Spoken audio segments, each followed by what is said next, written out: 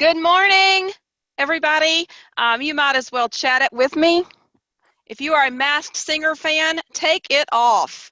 And I know every one of you out there probably cannot wait to take off that mask. And I truly believe that there will be a day when I won't have to worry about have I forgotten my mask in order to go down the hall, or I won't have to worry about do I have my mask to go into the store and to protect other people and to protect myself. I'm not opposed to having a mask, but I will tell you that I'm ready to take it off, and I don't want our babies and our children to have to come back to school wearing these. So I don't know what's going to happen. But for at least an hour today, take that off and let's have some fun times together, because I can tell you right now, I have at least 300 of my best friends right here together. I am so pumped by the things you have shared in the chat. I want to cover some business really quickly. Several of you have mentioned not being able to get into the opening session, and for that, I apologize. I have no idea. I'm not really part of any of that. I know that that's running through the Chime app and through the Zoom rooms, but I will say that I used my own Zoom link and so it was easier for me to be able to share things with you guys. And what I do know is that my Zoom room has maxed out. I have 300 participants, and so I know there will be some of your friends that may not be able to get into this session, and I'm really, really sorry. That's just the capacity of our Zoom rooms.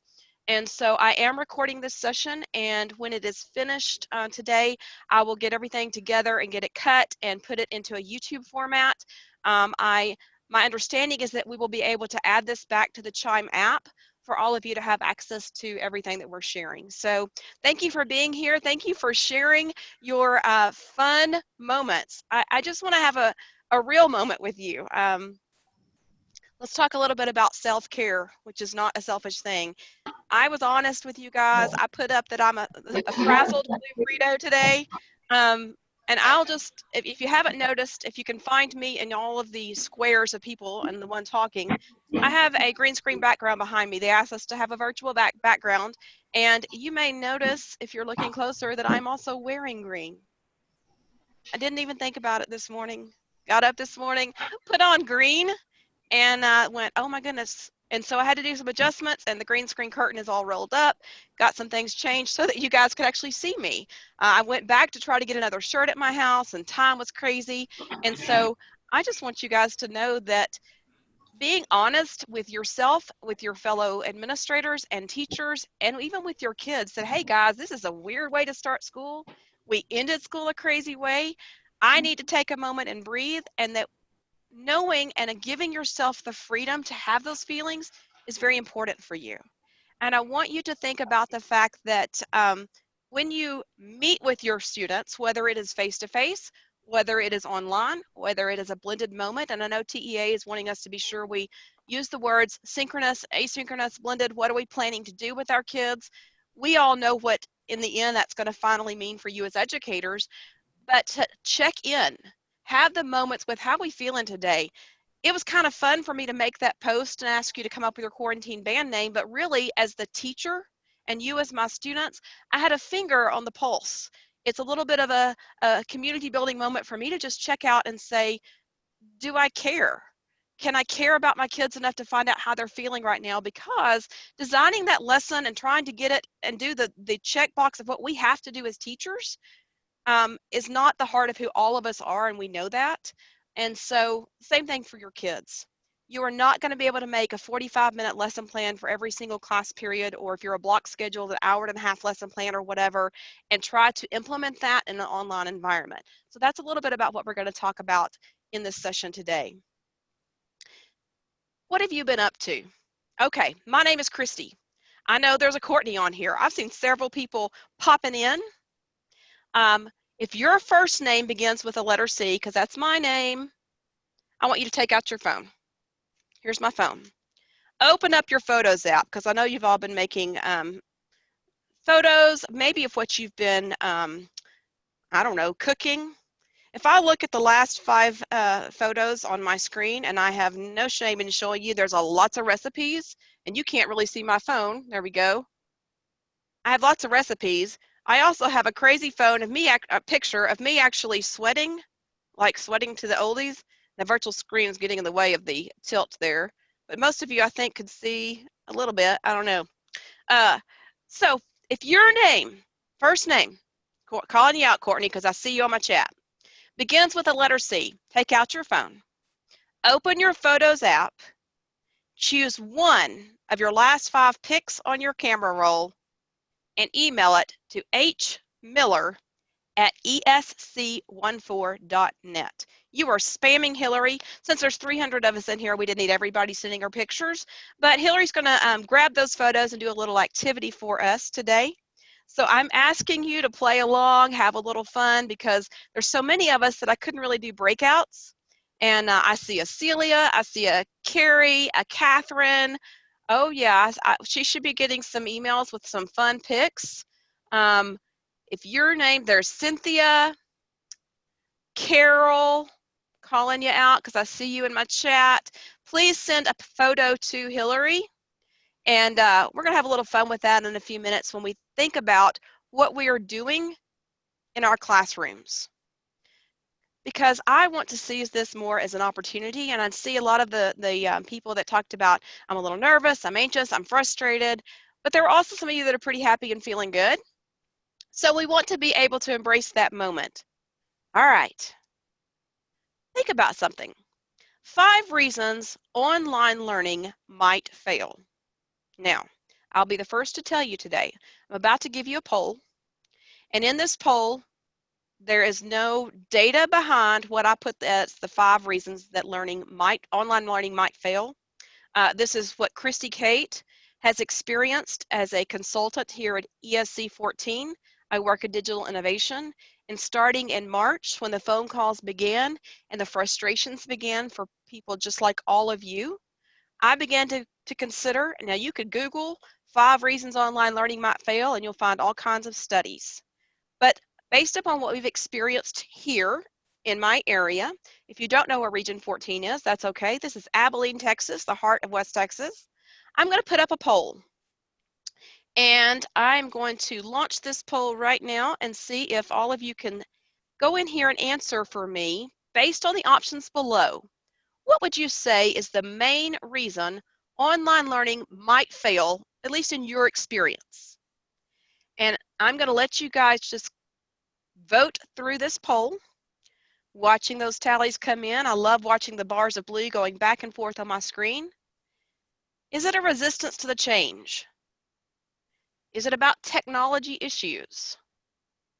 Is it the students are just not prepared for this moment and neither were we and they don't care? Is it an isolation or lack of community because they don't want to miss being with their friends or in their sports activities?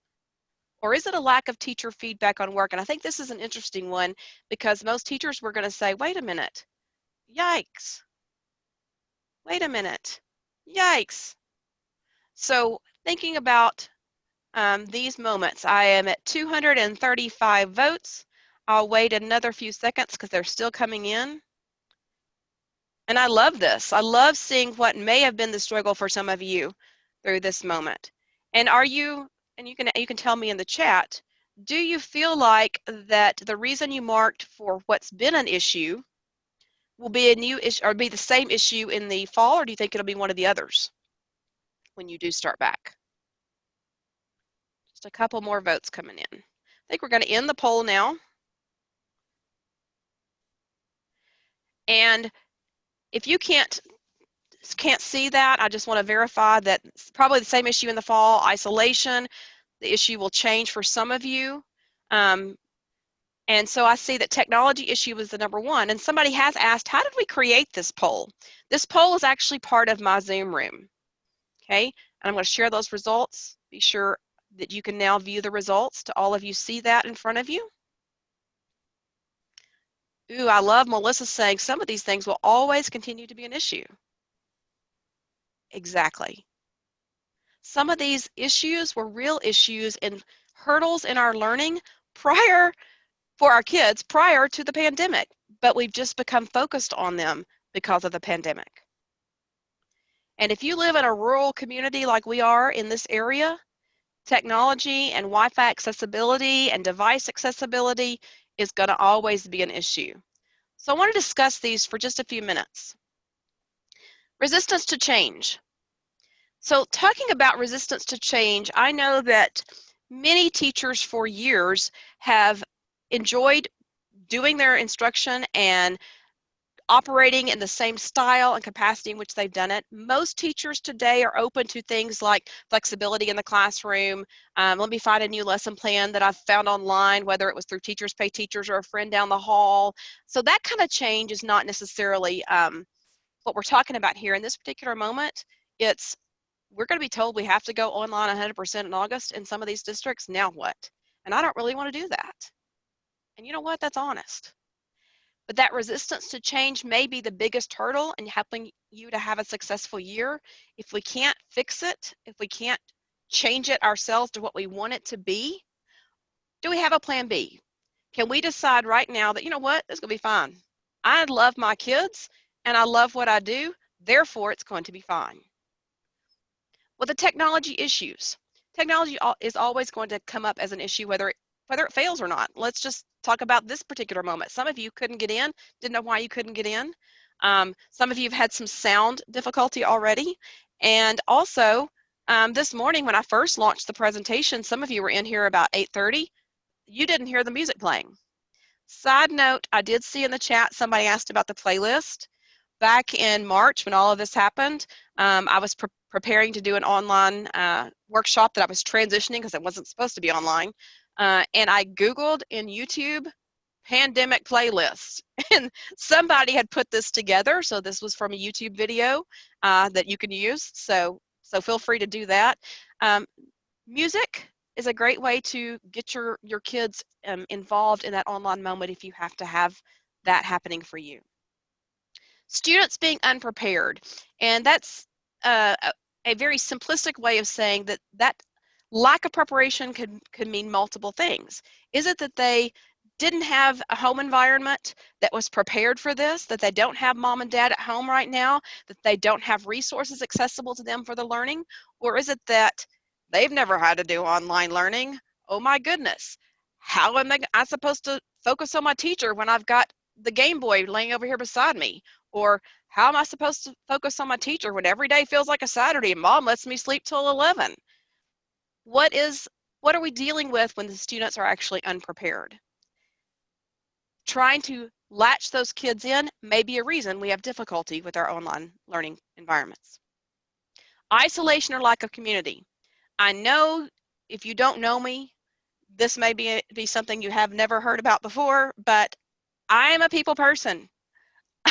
I am an extrovert to the nth degree. I feed off of being able to at least see friends across the camera. Some of you have turned your camera on, some of you turned it off, and at this point I don't care because there's plenty of you in here for us not to have to focus on that moment. But I love being around people. So how do we break the barrier of isolation or lack of community if we're going to stay in an online environment, or we're going to start in an online environment, or even when we come back, our kids can't see their friend down the hall, or we don't know what's going to happen with that? How are we going to deal with that issue? And then the lack of teacher feedback. What this boils down to is not really that you guys don't respond or that I don't respond. I'm in the middle of offering an online class right now. Thank goodness I have 2 co-teachers with me. We have over 100 participants in that online class, and trying to give feedback individually to everyone is hard and time consuming. It's going to be that way for you even if you have 20 kids, but if you happen to have 80 to 100 in a high school setting, it's a hard thing to do, to give complete individualized feedback. And yet when that student is on the other side of that screen or dealing with you through a computer in an online environment like an LMS, they expect some type of feedback given to them. And I will be honest, I had to email several of our teachers that are students in my online class and say, thank you for your grace and patience. You are number 83 in the assignment list that has been requested. I just haven't gotten to you yet. I promise by the end of this week, I will get to you. But reaching out and having that moment of feedback, maybe not to telling them it's a right answer on something that's submitted to you, but just feedback in, I see you, I hear you, I know you're on the other side of that screen, and I'm still your teacher, and I'm still giving you those moments. Here's what I really want you to consider. Is your biggest hurdle in thinking about this fall and in looking back at what you did in the spring a reality that you were trying your very best to transfer taking everything you did in your regular classroom and figuring out a way to transfer it all online. And I want to give you a real example that's just happened down the hall from me with a coworker of mine. And I asked her, can I talk about this? Because I really think this is a moment other teachers need to hear. She said, sure. First of all, she's brilliant in what she does. She came to work at the ESC from being a professor at a university in the education department. She knows her stuff. She does great presentations. People love her as a person. She came to me and she goes, I'm struggling. I need help. I've got to take this 6-hour training, because if you've done anything with ESCs before, you know you can have all-day trainings. And I've got to convert it to online. I'm in the middle of converting it. Now, I always do this activity where I show them and I demonstrate in front of them, and at the same time, they're reading it on the board, and they're being able to make a note over here, and then they're all going to participate together. She said, so, I'm asking you, can you get me extra cameras? I need one camera focused on what I'm doing over here. I need a camera focused on the board over here. I need a camera focused on supplies and things like that. And I want them to read, and I'm going to be able to like connect all of them, right? Because she believed at that moment her biggest hurdle was a technology issue. And I asked her, can we step back for a minute and stop trying to transfer every single thing you did in a face-to-face environment and put it online? Because if you give yourself the freedom to say, time out, I don't have to transfer everything I'm doing in the classroom straight to an online platform. If you will say, I'm going to remove that from my thought process, take that away, you will find yourself not having as many hurdles in getting to the online success moment.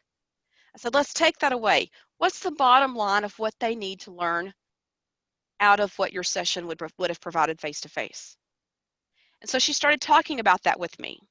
And I said, okay, well, what would happen if we actually transformed our content, taking the same learning possibilities that are over here inside of that moment, not trying to do everything I did face-to-face, but what does that same learning moment look like on the computer or in that online platform? So let's go back to what she gave me as her example. And we decided, well, what's wrong with her videoing just with her iPhone some of the things she would have done in front of them and having a video ahead of time, inserting that video without any sound into a Google Slide presentation on one side of the screen, with her notes on the other side of the screen that are the step-by-step procedures for them, and then being able to share that screen moment and talk to them, pause it when she needed to, asking them to show their screen and what they actually physically did. We also reduced the amount of time she thought it would take by several, like 30 minutes or so, when she's decided, you know what, wait a minute. Once I've made the first video, I no longer have to demonstrate that beginning section of my presentation again. I could just take picture snapshots to show them what the next step would be. And there was a freedom in, just because I always did it one way in the classroom means that it's not necessarily an appropriate thing to do on the online platform. But what happens if I just transform that entire thing and it feels like starting from scratch? And you guys will probably stand back and go, wait a minute, I don't have time for that. You actually might have more time for that moment than you do for trying to figure out a way to transfer every activity that you normally did from one moment to the other. So this is what I want you to really consider. Give yourself permission to fail. In education, we don't like the word failure. It's been like branded into our brains, that whole STAR test thing. The other thing that's been branded into our brains, especially those of us who are educators that grew up in the 80s, that our grades were important. We know that we were raising a generation of kids that number and letter grade didn't mean quite the same thing it did to some people back in the 80s. This girl right here. But in reality, what we do know is that we can fail and learn more from trying something than we do from doing it perfect the first time. And so what I mean by that is there is no data for how something's going to function. There's no research on what's going to happen during a pandemic when you switch lessons and transform them to a different style online. It's not out there. Nobody's already done this study for 10 years and said this is what is proven and what works. So you have permission to fail. Try something new. I didn't like the way that worked this time. You know what? Next time I want to do that online. And say, you know what? It's okay. Be transparent with your kids as well, and with your parents, and with your administrators. Be able to say to them, you know what? I'm going to try something new because I know I've never done this before. I love this content. If this doesn't work, I'm going to reframe it. I'm going to reach out to somebody else that might have had success with this. You can call Christy Kate. I might not have had success doing something in your content area, but I will brainstorm with you all day on a different way to try it. I have 2 coworkers here. Many of you are in areas with fabulous ESCs that have that support, but you also probably have a teacher down the hall who might be at home that you could pick up on the phone and say, hey, I know you're doing well with this online learning environment thing. Can you give me an idea of something you do? I'm trying to teach nouns and I'm faltering here. So give yourself that permission to fail. I love this moment. I'm going to give you a second to read this.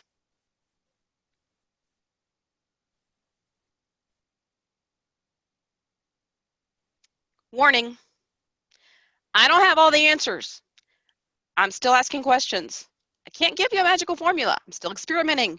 I can't offer an app or a system or a program because real change happens from within.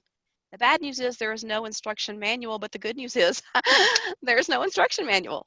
We're all just making it up as we go. And I added, I think it's fair to eliminate that I'm not just very techie for my vocabulary is no longer an option. I know that a lot of teachers for a long time had resisted incorporating any type of technology into their classroom on a regular basis. And I will tell every single one of you, if all, let's see, I have all 300 people in my room here, all of you are techie people because you actually logged into your Zoom and got on here with me. And right now I'm not hearing anybody, you're muted and you've been chatting. Guess what? You're tech savvy. You are techie.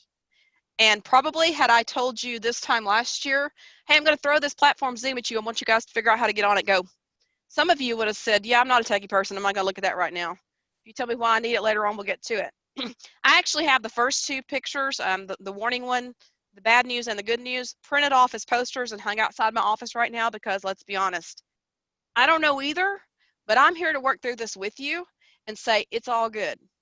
And I want you to think about that there are possibilities in this virtual moment that really can be exciting.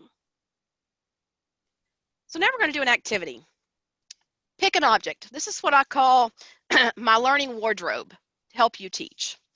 A lot of people were thrown into the mix in the middle of the pandemic in the spring with now you're at home and you don't have your supplies, you don't have the things with you that you would have used to teach, and now you're still teaching kids because let's be honest, no matter what society has said, school did not close, did not stop in March or April. The actual building closed down, but school continued. You guys worked your tail off. So let's think about a way I can transform if I have to go online in the fall with my kids. My learning wardrobe is what I call this particular moment. Pick an object. So look around you. Anything. I'm asking you to turn on your camera if you can for just a few minutes and pick up something that you can touch from wherever you're sitting. I can pick up my phone. I can pick up my sticky note right here. I'm going to ask several of you, I'm going to put you in grid view for me to see, to show me what you got in front of you. What's available at your house where you're sitting around? Somebody's got some earbuds. I've seen pens and pencils and markers and notepads. I have a cup of coffee in front of me. I see books. I love it. I love it. Okay, you can turn your camera back off. And I'm going to launch a poll because I had to try to anticipate what I thought you guys might be actually looking at and having in front of you.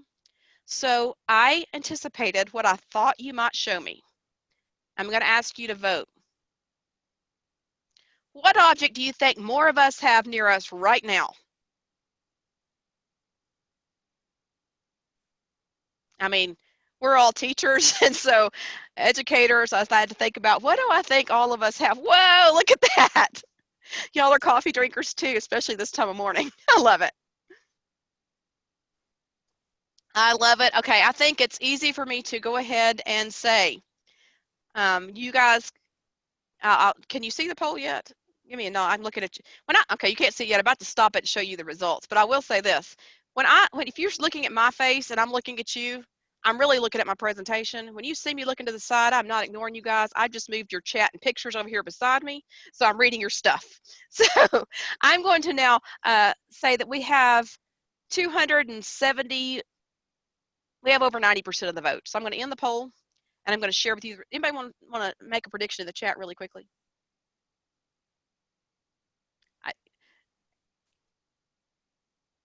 Yeah. Okay, here you go. Will you look at this? Look at these results. Look at these results. We are coffee cup, mug drinker, something like that. So let's talk about, I'm going to go ahead and stop sharing these results, get this poll out of our way. And I want you to go with me for a second to a Jamboard I have. Okay, did the screen change for all of you? Can you see this Jamboard? By the way, Region 14 is a Google service center, and all 42 of my districts are Google, so we use a lot of Google products. That's why I was using slides. I'm now using Jamboard. And I'm going to use something called the Jamboard to discuss with you how we can use the objects right there with us to teach our lessons. In this case, I have a Jamboard here, and I'm going to go ahead and add a slide. I'm going to search for, we said a coffee mug was our topic here. So let's find us an image of a coffee mug. I'm going to insert that image. And I'm going to, whoops, drag it down a little bit. So now we're thinking about a coffee mug. And I don't know everything. I've seen some of you talk about what you have been teaching, but think about it for a minute.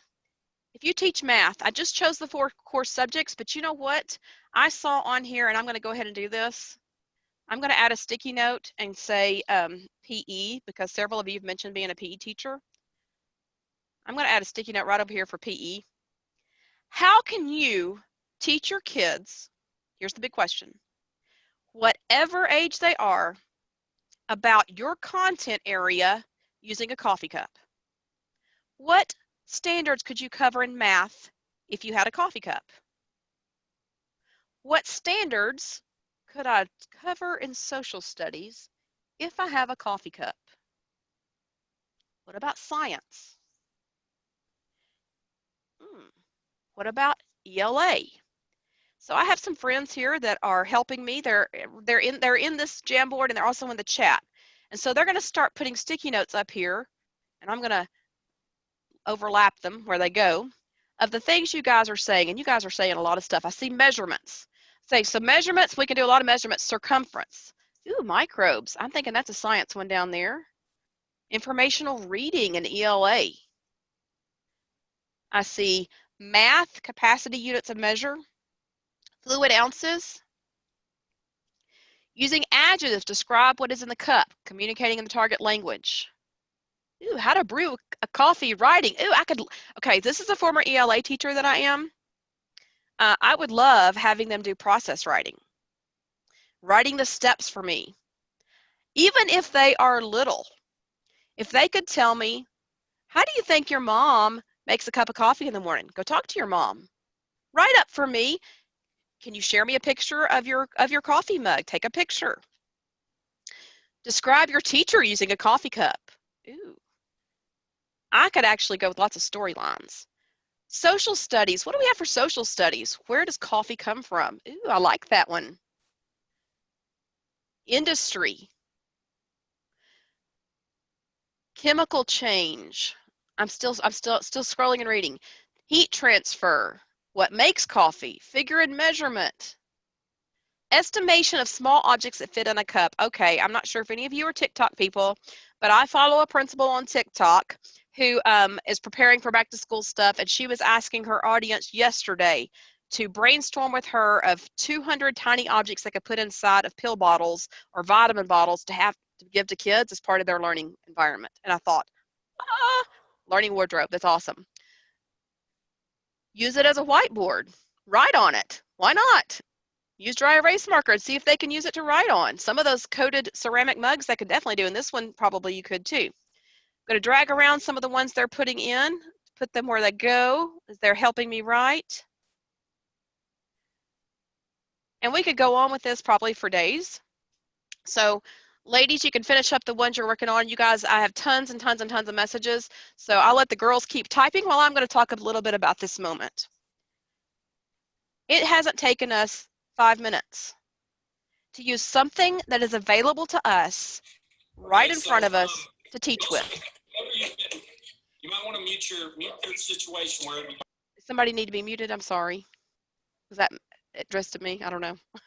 Okay, so we have tons of lesson ideas, and I want you to think about, what if your kids helped you come up with those ideas? If they're at home, they know what they have available to them. You can assume every student, regardless of where they come from, have something that they drink out of, like a coffee cup, a glass, a solo cup, a paper cup, something that they could use. But if you were to tell them and to tell the kids, hey, we're going to use your learning wardrobe. Whatever you have available is what we're going to use. Next week's lesson is on, let's go with math at this moment, fractions. Gather 4 objects around the house that you think can help us learn about fractions. Yep, this is going to be harder on you as a teacher when you look at all the different objects or hear all the different things they say to figure out, ooh, how can I help my kid learn these standards with that object? But your success rate of having them engaged in the moment of learning and of being able to ensure that they and their parent feels confident will escalate. Okay? Gonna go back over here. And by the way, this is a great time for me to ask any questions that you guys want to put into the chat really quickly before I go on. When it's fun, it isn't difficult. Amen, Eric. Somebody asked me, yeah, Jean, if you have a question, do you want to unmute and ask it? You're welcome to. Since you use Google, is this a Google extension that we can add into our Google Meets and our classroom? Okay, great question. Jean is asking me if this is an extension. This is not an extension. It's called jamboard.google.com. It's a program just like Slides and Docs and Sheets. It's a forms just like that. When you go to jamboard.google.com and you create one, it actually saves it in your Google Drive. So you can find the file later on in Drive. Now, I will tell you, this is just your side note, a tech tool moment, and I don't mind having that Jamboard on the web has the least amount of functionality. Jamboard on a phone, whether it's Android or iPhone, or whether it is a tablet of some kind, has actually, that reads their fingers and does auto draw with their fingers. And it's really, really cool. Yes. So if your students have the ability to have their parent put the app on and they're logged in as their account, then, and this is collaborative. So right now, I don't know if you can see on my screen up here on the top, Hillary is my coworker. Hillary's in here with me, and then Angie and Amber, fabulous coworkers that work in the special ed area here, have been very helpful to get in here because we knew that if I tried to put all 300 of you guys in here, we'd be in trouble. We would be in trouble. We'd have an overflow. Does anyone know the Microsoft equivalent? Stacy, I do not know what the Microsoft equivalent for Jamboard would be. However, the moment we're having right now is a lot like Padlet, if people have ever used Padlet, because Padlet was not free past a certain number anymore, and because we do have Google, it's why we're using this instead of Padlet. All right. I'm going to go on then, and we're going to come back to this. I'm not going to get rid of this. And by the way, at the end of today, you're going to get all of my slides, and you're going to get the Jamboard as well that you guys can play around with. I'm going to give you edit rights. And after this is over, we don't care how you play. So it's all good. All right, so this is an idea of a way to transform your lesson and not just transfer it. You probably would have never used an object lying around your classroom as the main way to teach fractions. But in this case, knowing it's different, how can I get them to understand fractions based upon where they are and what they have? Here's another thing to consider. In that same moment, I asked about choice. Whether I said the word or not, when I asked you to, or when I said they would have to go around and find a different, something they drink out of. So everybody didn't have to have the exact same mug. I want you to consider, and I know there's a lot of talk about learning. How do we learn it as a choice? I know we're giving them choice to be at school or face-to-face. That's not what we're talking about here. If you can tell the parents that same moment of, we're about to study fractions, telling your high school kids, guys, we're about to study fractions. I'm not a math teacher, so I know that's not really high school, but What are some things they can utilize and have ready for that learning moment that they can bring in and have that choice? Are you okay with giving them choice inside of practice? So here's what we've learned. Maybe it's you doing some type of direct teach through that online environment. But now, how many different options can you come up with, or will they have, in order to show you and practice what they're learning? Or are you just going to give them one Pear Deck presentation and hope they go all the way through it? And what about giving them choice in mastery? How are you going to let them show that they've actually learned that content? Is it always going to be a quiz that I can get a number from, or turn in this final thing? Or is it, if you want to submit for me a video that you made with your mom's phone, if you want to submit for me a picture that you took of your hand-drawn whatever, if you want to submit for me this quiz or a quizzes that I made that you did as a game online, are you going to be able to give them that form of choice? Now, I put a tic-tac-toe board here because this is one of the most common ways for teachers to design what's called a choice board. I've actually, on this particular slide, included just one link because, let's be honest, have we not been overwhelmed with information of 1,000 people giving us ways that we could possibly do something? So I'm not going to give you too many links. I don't want you to go to too many holes. I'm giving you this one link in this particular slide notes that is an article from TCEA, which is Texas Computer Education Association, formerly they just go by TCEA now. But how they talk about choice boards. And one of the most common styles is a tic-tac-toe board, where you give them, whether this is how you learn it, whether this is how you practice it, whether this is how you master it, a tic-tac-toe board, and you may tell them, you must choose one way from each column or one way from each row, and you must pick 3 ways to show me, but you can pick any of the 3 ways. Now, in this moment, I've chosen on this pretend board 4 things. If a kid chose 4 ways to show me how they learned something, I'd be in hog heaven. So considering the fact that if they can show me 3 ways and you can decide, is my choice board going to be built around the actual content they learned, or is it going to be built around a tool?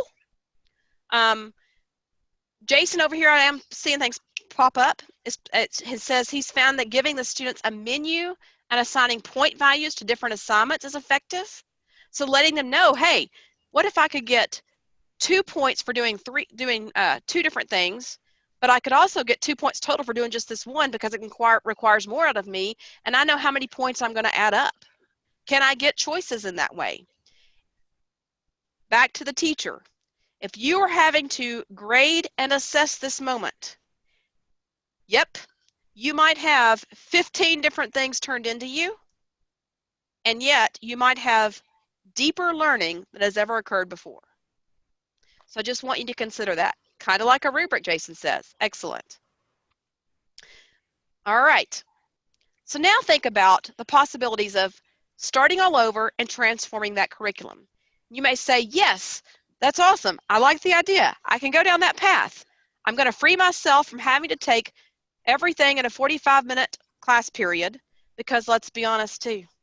I know we haven't said this yet, but I know you know this. 45-minute class period for you. Then they went to a 45-minute class period for somebody else, or you switched contents, and then another 45-minute class period, and all of a sudden you've got a full day, and you're hoping a kid will sit across the screen for a full day while they only have one device at home and sibling needs to get on with their teacher too, and it's not going to happen. So if you don't transform that moment and say, I don't have to have that 45-minute window, what if I have a 15-minute window with my kids and then they're working on something? And it's okay. So let's think about what other ideas do we have to help transform? I've come up with some here just to throw it out, not to give you too many. Many of you have heard of the flipped classroom before. That's why I put that on here. A lot of people have said, I'm trying that. I'm using videos to teach. When I get in my Zooms or my Meets with my kids, then we discuss it. Great. If you've never tried that before, what if you used video to help you teach? Could be video of yourself. The next one I really like, it's called the 4-minute Zoom, but it also could be called the 4-minute Meet. I don't really care. Are you ready for this? You schedule this many minutes. Can y'all see my fingers? 4. That's what you schedule. for time with your students. Wait, what? And I'm talking about individualized or 2 to 3 kids only at a time in your Zoom. Trying to schedule a 4-minute Zoom. Hey, it's Miss So-and-so having some one-on-one time or one-on-3 time with this group of kids that like to work together that I know need to see each other. And we have these little Zoom mini lessons, and then I tell them, okay, reminder, inside your Google Classroom, you have these things to do. We're going to have a 4-minute Zoom next Monday, and I want you guys to consider these activities. If you haven't turned this in by the end of the week, when we get together next week on Monday, this is our set time to get together. We're going to have a lot to work on in our 4 minutes, okay?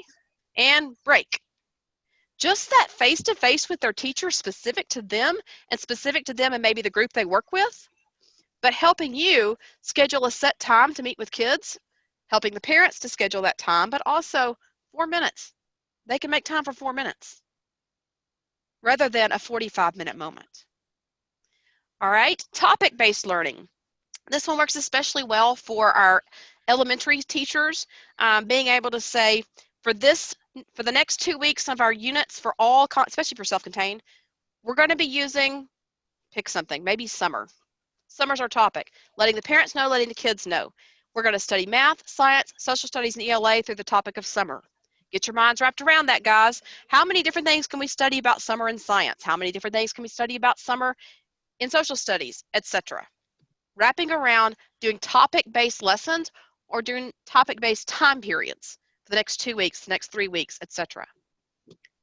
Bits and pieces chunky monkey. That's taking apart your 45-minute lesson.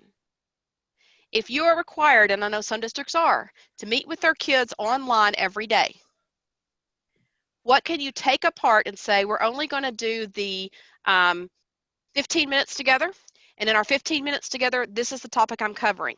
So that by the end of 3 days, we've covered our 45-minute lesson, and they're still working themselves. So we're chunking it apart. We've done that here at the Service Center. We took a 3-hour workshop that we normally do. We did 3 one-hour sessions on a Monday, Wednesday, Friday, because people could come in for that 1 hour. We've already gone through my learning wardrobe, and I wanted to talk about the TikTok mentality. I'm going to look at your screens. You guys can turn your camera on for just a minute. If you have looked at TikTok, have a TikTok account, know what I'm talking about with TikTok, have kids yourselves involved in TikTok, would you just wave at me? Just give me the little Okay, I see it happening. Why is TikTok, and I see Nicole raised her hand inside the platform. Why is TikTok a popular thing? Nicole has just put it in here. Quick, fun, short, quick videos. Stop right there. I see it. It's better than Netflix. So what if you offered school with a TikTok mentality? If you know that's what grasps your audience, that's what grasps your kids, can you switch your learning moment to a TikTok mentality? Can you make quick little short videos, 1 or 2 minute videos that you pop out, I don't know, every 30 minutes? They want to see what you've done next to help them learn their instruction, to help set them on the right path to go find their learning module themselves. Can you help engage that moment where they want to follow #Miss Kate on TikTok? Short, quick, and fun. And guess what? In TikTok, they're given permission to fail. How many videos do you think, oh my goodness, that person put that out in public? And they tried it, it didn't work, and they do it again, and they try again. Whether it's a dance routine, whether it's something that they're trying to make, and they go, oh, that didn't work, wait, let's try again. And people still watch that moment. There's a culture that's built around, it's okay to fail. I'm emailing your teachers that quote, how are you teaching as a TikTok? There you go. There you go. I like it. I like it. The next one is game on, work off. What I mean by that is, what if every time you get on with them face to face in this moment, it's a game. It's fun. We're building community. We are having that isolation breakdown of the things that bother us inside of instruction. And every time we go off the screen and they're just in their LMS, that's when they're doing their work. Now that doesn't mean you don't have to schedule some of those 4-minute Zooms. But what I'm saying is those kids, if they're going to have to come together as a big group moment inside that Meet or Zoom, what if you play a quizzes with them? What if you play Who Wants to Be a Millionaire? What if you play I Spy? What if it's a 3 truths and a lie. Playing a game with them to have it's a relaxing, fun environment to be with their teachers and their students, and knowing that somewhere in that moment you might actually include content. And somewhere in that moment you might say to them, all right, guys, we've had a little fun together today. We have 5 more minutes before we're getting off. Remember, here's the following things I'm going to show you that's in your Google Classroom that need to be completed. Please send me a private message. We can set up a separate Zoom to get this going. I expect this to happen by this time. But having that game on, work off time where they understand, you know what? When I'm on there with her, we're getting to have a good time, and then I've got to do work. I don't know if it's going to work for you. It might fail. Give yourself that permission. Memes and virtual backgrounds. Well, first of all, I told you we had this virtual background up here. Of course, some of you, let me see if I can go over here to choose my virtual background. We'll change it for you here. I'm going to scoot back a little bit. Oof. You can find me on your camera and on your group. Some of you might have thought that I was going to be doing Oh, the Places You'll Go as a book. I love that book. A lot of people get that book for graduation. But I want to ask you to consider, especially at this moment, how can I use virtual backgrounds to help me teach? What if my kids got on and this were my virtual background? And I'm doing an elementary class or I'm doing a high school class. How can I use virtual backgrounds to teach? So let's think about this for another second. Hope you can still see me on your screen. Take a look at this virtual background. I was a social studies teacher. I guess I should turn my body to face like the kids are facing. What if I didn't say anything, had my share screen that said, what's going on in this picture? Where did this come from?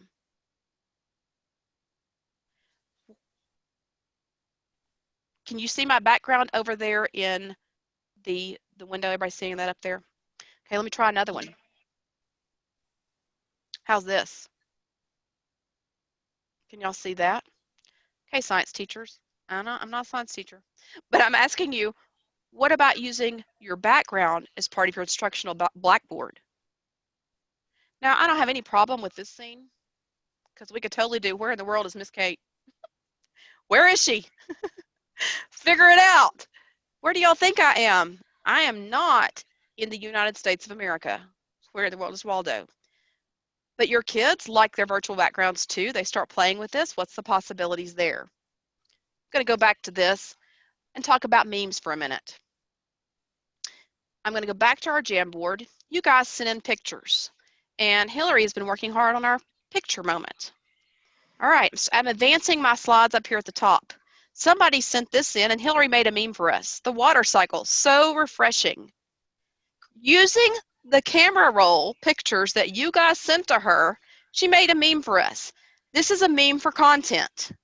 How can you use the pictures the kids send you? Hey guys, what have y'all been doing this? Choose one picture and send to me. We're going to use it throughout this week. Your older kids love creating their own memes. Let's look at frame number 3 here. Good job. Want a treat? This is feedback, using memes for feedback. Talking to your kids about, okay, you guys helped me build this lesson. That's important. Let's look at 4. Home economics. So we meet again.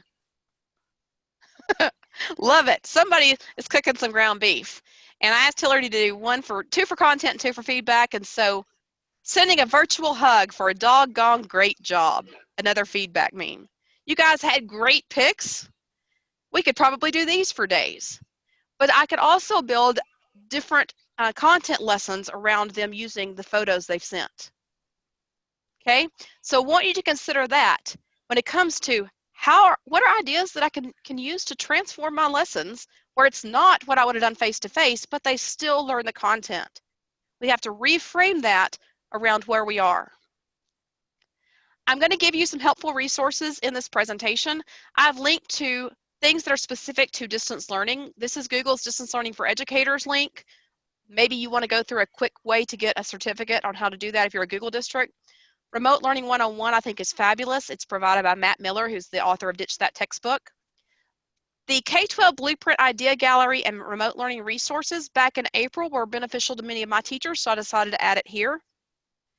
Teaching Digitally, a free resource guide to help any K-12 educator, is a Google Slides presentation put together by a fabulous Google trainer that she shared and said share it with any teacher you want. And then amazing educational resources. And then, of course, we have a remote learning site, so we were supposed to include something from our ESC, so I did that. But at this time, I'm going to show you my contact information. I have 5 minutes to take questions. And so I'm going to let, you can come off mic, or if you want to, here's my contact information. I don't care which region you're in or which district you're in. If you need help and want assistance, please let me know. I want to be helpful to you. Reach out to me. I have great coworkers in all areas, and we would love to be able to help you there as well. Anybody have a question? I know there's got to be questions. I can't find where to do the virtual background. The virtual background, are you in Zoom or are you in Google Meet? Zoom. Okay, so in Zoom, and I don't know if you have it downloaded to your desktop or not, while I'm inside of the Meet where I was changing it for you, under the video, there's the video camera where I could stop my video. There's a drop down arrow that lets me choose my virtual background, but it's also inside your personal settings where you add images. You can also add video to run behind you. And so if you need help with that, let me know. We'll try to connect you and show you how to do that on your camera and on your side. If you're using Google Meet, okay, so there's Google Meet that is the free version inside of G Suite Education, and there's Google Meet that is the paid version inside of G Suite Education Enterprise Edition.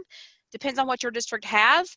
There are some extensions. I will tell you this. I look like I have a cone head in the extension from Google. You can search for Google Meet virtual background extension, but for some reason it narrows my head up right here, and I have a cone head the whole time. I don't know why. It's more distracting than it is helpful. I'm going to go out. I'm going to go out of the full screen moment for just a second here and exit the presentation part.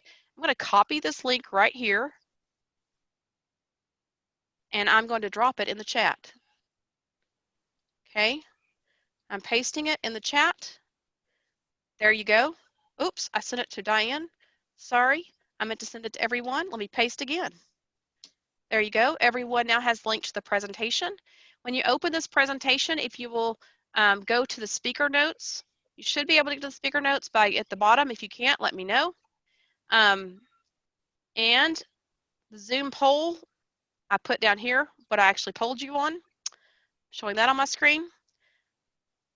And then let's see. On the pick an object, I explained this and linked to the Jamboard. There's the link to the choice board ideas. And then for all of these, I explained them written down here a little bit more for you. Okay, so it should be in the presentation. Thanks, everybody. I'm trying to get you out of here on time. You have 2 minutes. And I'm going to put this back up.